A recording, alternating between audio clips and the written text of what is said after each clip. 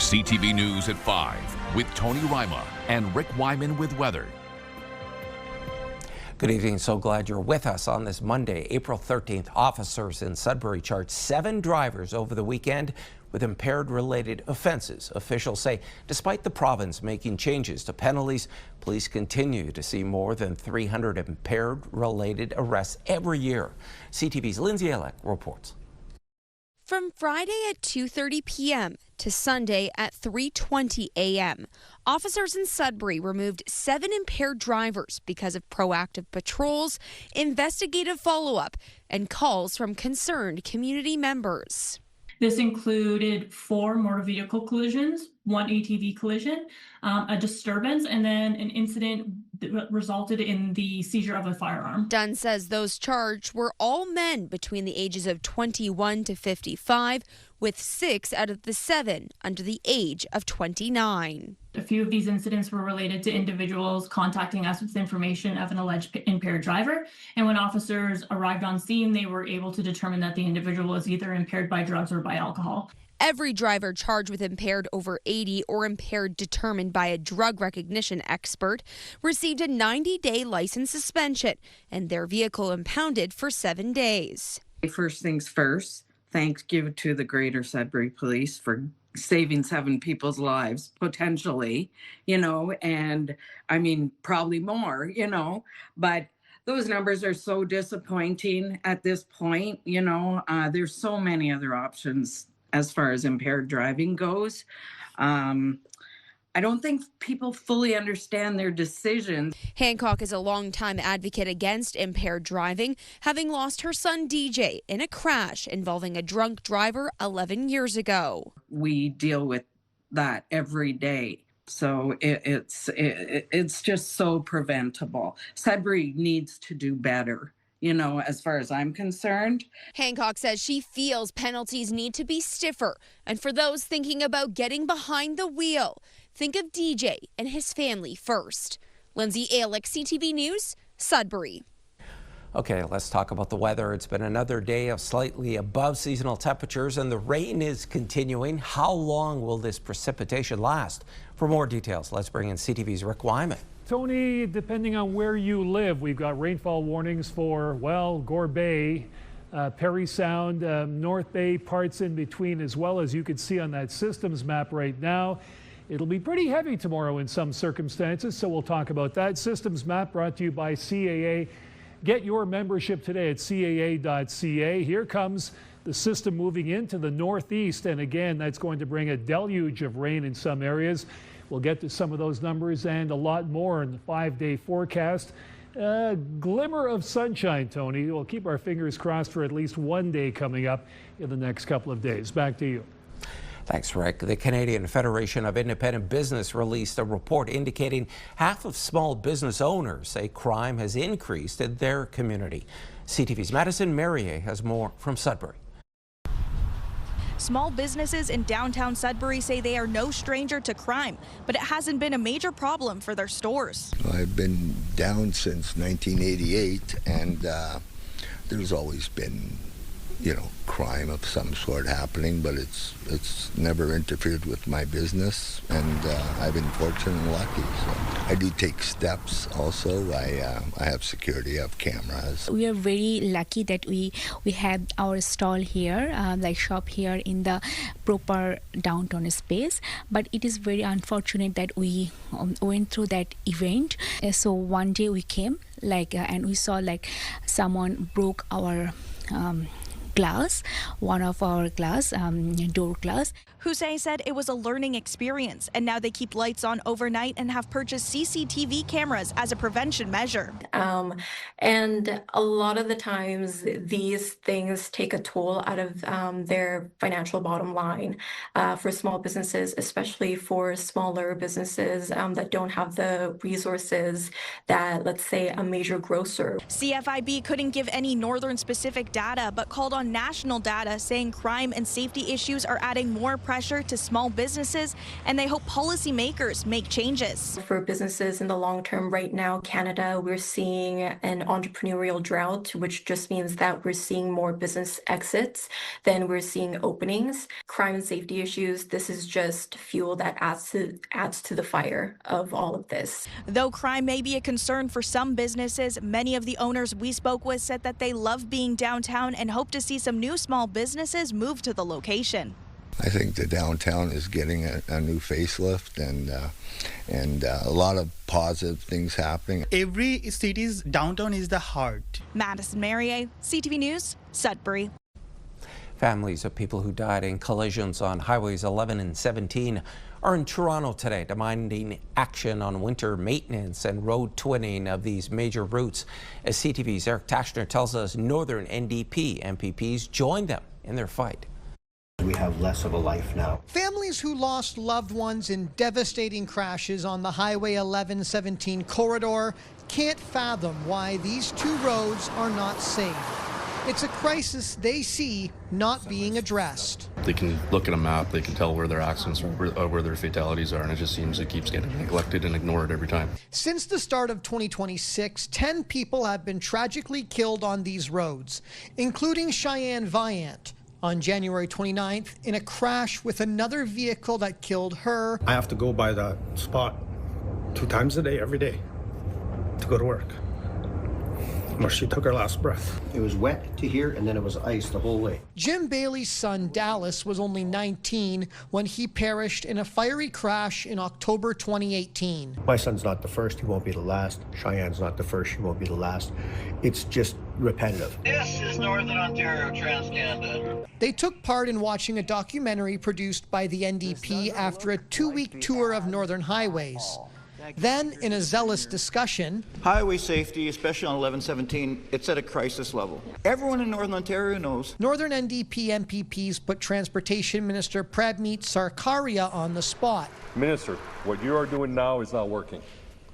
People keep dying on our roads. Sarkaria responding. This year alone increased the amount of transportation enforcement officers in the north by over 48 individuals, conducted over 129,000 inspections, which is up over 50%. Last Thursday, while in North Bay, Premier Doug Ford addressed road fatalities on the Highway 11-17 corridor, reiterating early work on the 2+1 highway pilot project north of the city is underway. We're going full steam on making sure that we expand highways that no government's ever expanded before. But for these families, action is not coming quickly enough. There's 2 things in life, excuses and results. We're getting a lot of the first and not a lot of the last. Eric Tashner, CTV News, North Bay. Time for a quick break. Coming up on CTV News at 5, Rick has your full weather forecast. But first, we're heading to the mouth of the Michipicoten River that flows into Lake Superior. This live webcam is from the municipality of Wawa. It's 6 Celsius. We're back in just a few minutes.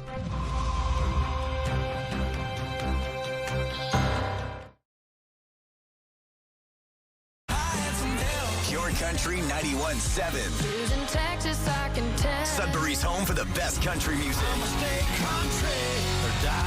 Listen for your chance to win $50,000 with Pure Country's big $50K payday. Had a chance to meet a new weather watcher on the weekend. Her name is Carmen, and I was getting a few groceries, and she's really happy with the presentation of the weather forecast, and she says, just keep doing what you're doing. So Carmen, this one's for you. Forecast radar, this is what we've got coming into, well, northeastern Ontario, some rain, in some cases heavy. Parry Sound, again, Gore Bay and North Bay. We'll get to the numbers here shortly. Here is the system. So again, it'll be a wet week. We'll get the odd day with some sun and cloud. Let's check out some of the numbers. Sudbury Nickel Belt, some showers all day tomorrow, then continuing tomorrow evening with the risk of a thunderstorm at 6. Chance of showers on Wednesday at 9. Rain Thursday, blah, blah, blah. 12 degrees. Here we go. Bright spot Friday, sun and cloud at 10. Chance of showers on Saturday at 9. Sault Ste. Marie, Algoma for tomorrow. Showers, risk of a thunderstorm, so some showers during the day and night, 12 degrees. Chance of showers on Wednesday at 8. Rain on Thursday, 11. 9 on Friday. Sun and cloud, that's not bad. Showers again Saturday at 9. So it looks like Friday should be the nicest day of the week. Timmins, Cochrane, Kapuskasing, chance of sleet tomorrow at 4. More of the same on Wednesday at 5. 9 degrees your high with the chance of showers. Friday, we've got 8 degrees, some sun and cloud, and the chance of showers again on Saturday at 5 degrees. I gotta like temperatures for this time of the year. We just need some warmer weather. Temiskaming Shores and Kirkland Lake. Rain and drizzle for tomorrow at 5, 8 degrees on Wednesday, chance of showers. Rain Thursday at 10, another 10-degree day. That's stellar, by the way. Sun and cloud Friday and Saturday, chance of showers at 8. Here comes the rain, North Bay and West Nipissing. Showers tomorrow, 10 to 15 millimeters at 8.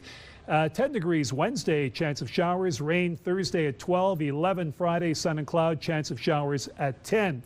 So, Parry Sound tomorrow, Tony. How about this? 15 to 25 millimeters. Gore Bay, 10 to 15. And as you just saw in North Bay as well, a wet day. Very wet in some sectors, not as wet in others. But again, it's going to be a wet week overall with the one day of some sun and cloud weather. Back to you. Thanks for that, Rick. After a long, harsh winter, Conservation Sudbury is watching the potential flooding situation. Right now, the Sudbury region is under a flood watch with double the amount of snowpack in the bush. That story from CTV's Alan Everson. Water is quickly moving in Junction Creek in Sudbury. Right now, Conservation Sudbury has a flood watch in place, specifically for urban waterways. The smaller systems like Junction Creek, for example, we're watching those closely. We anticipate or expect and would not be surprised that we have some localized flooding on these watercourses. With spring conditions finally upon us, Conservation Sudbury has been measuring the snowpack and says there is a lot of snow out there. A week ago when we measured it, there was about double the amount of snow in the bush to the north and in the city as well. So that is a lot of snow that still has to melt. Our weather, of course, is getting warmer as we're feeling it, and we've got some rain coming on and off. So when you add all of those three things together, we're going to expect rising water levels. Jorgensen says right now, the larger watercourses are not a big concern, but admits that could quickly change depending on weather conditions. Like the Wanapitei River, the upper parts of the Vermilion River, even the confluence of the Vermilion and the Onaping, those areas, those are large river systems that have the snow in their headwaters further to the north, and that they are on the rise, but they're slowly rising. They don't react as quickly as the small urban streams do. Conservation Sudbury says it will update its flood message later this week. The North Bay Mattawa Conservation Authority has issued a flood watch with significant rainfall anticipated this week. Ellen Everson, CTV News, Sudbury. It's going to take a little longer for motorists to get from Timmins to Iroquois Falls. The speed limit on part of the highway connecting the two municipalities has been lowered. CTV's Lydia Chubak tells us more. Municipal Road 67, the highway connecting Timmins and Iroquois Falls, is now under a speed reduction. For approximately 9.1 kilometers from Highway 101 to the city's boundary, the city of Timmins says the speed limit has been lowered to 50 kilometers per hour, down from 80. City officials declined an interview with CTV News, but say the decision was made due to deteriorating asphalt conditions and will remain in place until further notice. In the meantime, a contractor is going to complete pothole patching and repairs. The mayor of Iroquois Falls says the portion of highway maintained by Iroquois Falls is in better condition. Well, I fully support their move on that. We bring it to 50 kilometers until they fill the potholes. And that should be done, I'm assuming, this week, So I've been talking with the mayor of Timmins on this and Minister Peary. So we all agreed that was the best move to going forward. In January, the province announced $20 million to upgrade the highway. However, Delorier says the money has yet to be released. Right now, it's going into the hands of the Treasury Board.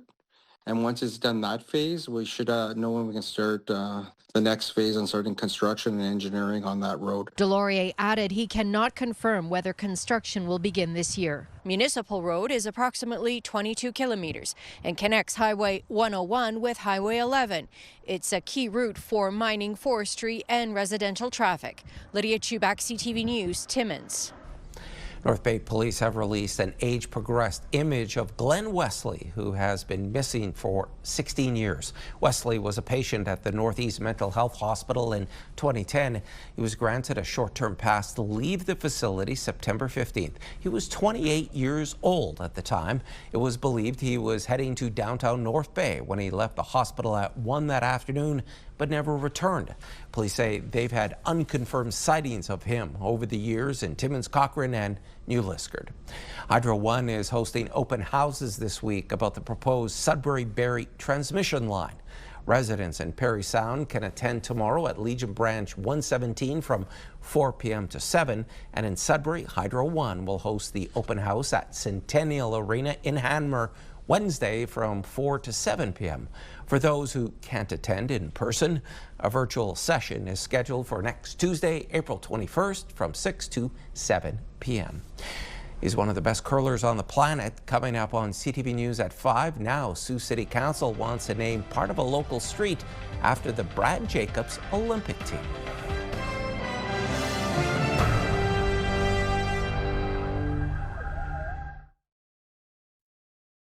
High school science, technology, engineering, and math students from across Canada were in North Bay this weekend for the country's first ever STEM Racing 2026 Canadian National Championships. STEM Racing is recognized as the world's most prestigious STEM competition. The program challenges teams to design, manufacture, and race miniature compressed air-powered cars while also developing professional marketing, branding, and business strategies. It would be insane, experience of a lifetime, and it would be great to compete on the world stage. A lot of people want to be engineers in the future. I love gaining experience leading teams and stuff like that, so it's just everything I want to do. It aligns with a lot of my teammates' career options, so that's why we're doing this. Everybody's into this stuff. Building the car is also fun because you get to do your own ideas, you get to customize them, and working with everybody is another big factor. That race car is then fired down a 70-foot track at 50 miles an hour with an 8 gram of CO2. This competition isn't just a race, it's about their pit displays, it's about their enterprise judging, it's about their design and engineering and their ability to do a verbal presentation. The two teams representing Canada at the World Championships in Singapore will be Team Ignite from Toronto and Team Northern Rapids from Alberta. A Sault Ste. Marie councillor is proposing a naming of sorts at the local curling club to honor one of the city's most famous athletes. Councillor Matthew Scott is proposing renaming a section of Anita Boulevard in front of the Sioux Curlers Association Team Jacobs Way. It's in honor of 2 gold medal wins for Siouxite Brad Jacobs and one for locals Ryan Harnden, EJ Harnden, Caleb Flaxey, and coach Tom Coulterman. Scott says it's a fitting tribute for a team that's so far gone unmatched. It's just one of those things where everybody here is very proud of them. I can't think of a single person who wasn't glued to the TV for both Olympics, even the Briars at the time, right? Like putting Northern Ontario on the map for the Briars. It was just fantastic, right? Like we beam with pride. If approved by council, this would apply to just a section of Anita Boulevard, ensuring the Curling Association would be located at 1 Team Jacobs Way. No other properties would be impacted. That vote happens tonight. To playoff action now, and an incredible effort by the North Bay Battalion yesterday. It's Cooper Dennis jamming on the brakes. In front for Danford. Oh, and a stop by McIver. Here's McIver behind the net. Netminder Mike McIver faced 58 shots, helping the troops hold the lead until the Brantford Bulldogs would tie it late in the 3rd period. The game would go into double overtime. The Bulldogs fighting for the victory. They now lead the series 3-0 with Game 4 in North Bay tomorrow night. The Sioux Greyhounds also trailing in their series after their first 2 games in Kitchener this weekend, losing Game 1 3-1 and Game 2 8-5.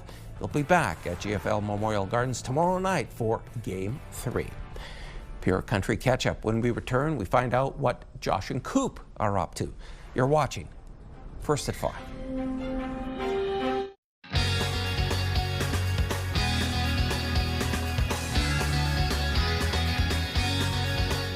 Hey, it's Josh and Coop from Pure Country Mornings in Sudbury. Man, lots going on in the country music world these days, Josh. Yeah, the 2026 Academy of Country Music Awards, or ACM Awards as they're known for short, are coming up right around the corner, and the nominees were just announced. And Coop, the women of country music cleaning up, it looks like. Absolutely dominating. Yeah, you've got Megan Moroney leading with 9 nominations, followed by Miranda Lambert with 8. Ella Langley, no surprise there. She's been all over the charts. Lainey Wilson, yeah, they both have 7. It's been huge for the ladies of country music. Yeah, of course, Entertainer of the Year. That's one of the big awards that everyone loves to watch for. So who's up for it? Well, you got Luke Combs, you got Jelly Roll, Cody Johnson, you got Megan Moroney and Chris Stapleton. How about Morgan Wallen and Lainey Wilson? The biggest names in country music duking it out for that honor. It's huge. ACMs are set to go May 17th. Mark it on your calendar. You know what's really cool? We play all these artists on our station. And you can listen completely free, 91.7 on the dial or via the iHeartRadio app.